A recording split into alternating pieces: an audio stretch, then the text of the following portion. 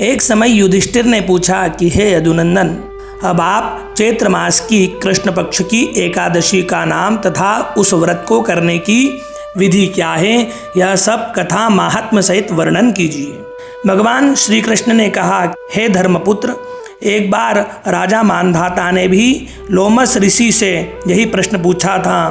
तब लोमस ऋषि ने कहा कि हे राजन, चैत्र मास के कृष्ण पक्ष की एकादशी का नाम पाप मोचनी एकादशी है। इसका व्रत करने वाले के सभी पाप नष्ट हो जाते हैं। इस संबंध में तुम्हें एक कथा सुनाता हूँ। प्राचीन काल में चैत्र रथ नाम का एक सुंदर बसंत ऋतु युक्त वन था। उस वन में सभी गंधर्व कन्याएं विहार करती थी और उसी वन में इंद्र भी अन्य देवताओं के साथ क्रीड़ा किया करता था। हे राजन, उसी वन में एक परम शिव भक्त मुनि मेधावी तपस्या किया करते थे।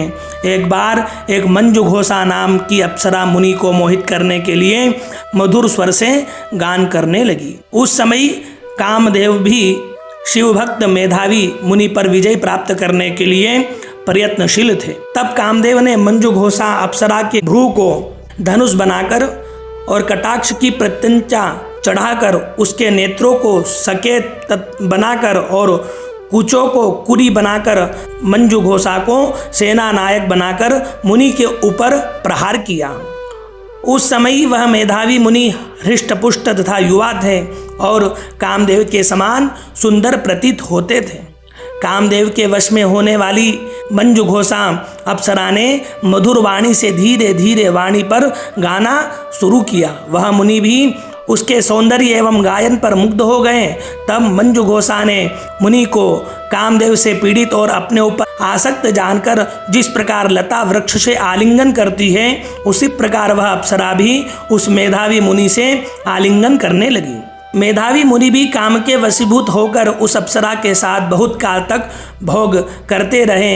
एक दिन मेधावी मुनि से मंजुघोषा ने कहा कि हे नाथ, अब मुझे बहुत समय यहाँ रहते रहते व्यतीत हो गया है, अतः आप मुझे स्वर्ग जाने की आज्ञा प्रदान कीजिए।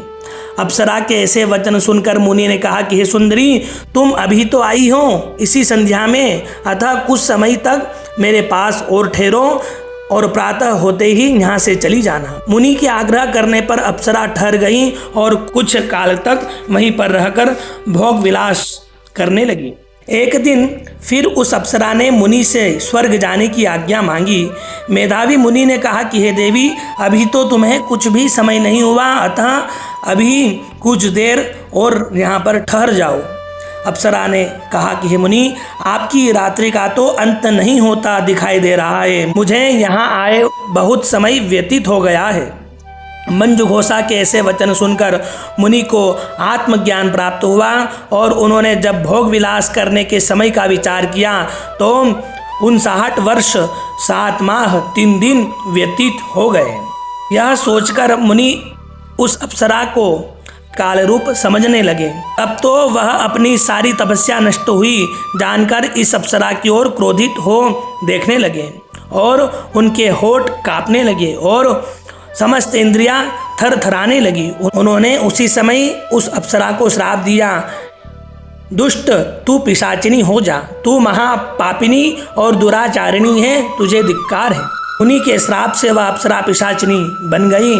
अब उसने मुनि से कहा कि हे मुनि, अब आप क्रोध का परित्याग कर प्रसन्न हो जाइए और इस श्राप के निवारण का उपाय कीजिए। इतनी बात सुनकर मुनि ने शांत भाव से कहा कि अरे दुष्टा, तूने मेरा सारा तप नष्ट किया, परंतु फिर भी मैं तुझे इस शाप से मुक्ति पाने का उपाय बताता हूँ।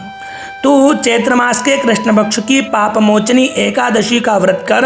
इसके करने से तेरी यह पिशाचिनी की देह छूट जाएगी और तुमको मुक्ति मिलेगी।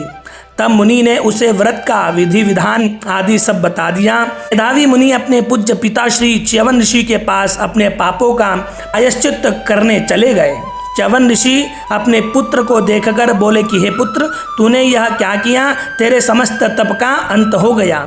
मेधावी मुनि ने कहा कि हे पिताश्री, मैंने बहुत बड़ा पाप किया है, अतः कृपा करके आप मेरे इन पापों को दूर करने का उपाय बताइए।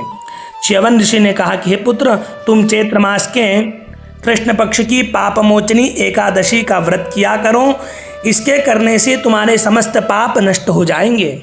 पिता की आज्ञा से मेधावी मुनि विधि पूर्वक उस पापमोचनी एकादशी के व्रत को करने लगे, जिसके प्रभाव से उनके समस्त पापों का अंत हो गया। इधर वह अप्सरा भी पापमोचनी एकादशी का व्रत कर अपने समस्त पापों से मुक्त हो गई और पिशाचनी देह छोड़कर सुंदर रूप धारण कर स्वर्गलोक को चली गई। लोमस ऋषि बोले कि हे मानधाता, इस पाप मोचनी एकादशी के व्रत के प्रभाव से मनुष्य के समस्त पाप दूर हो जाते हैं। इसकी कथा सुनने, करने तथा पढ़ने से 1000 गोदान का फल प्राप्त होता है। मनुष्य की समस्त कामना इससे पूरी होती हैं, उसके पाप दूर होते हैं। इसलिए इस पाप मोचनी एकादशी का व्रत अवश्य ही करना चाहिए।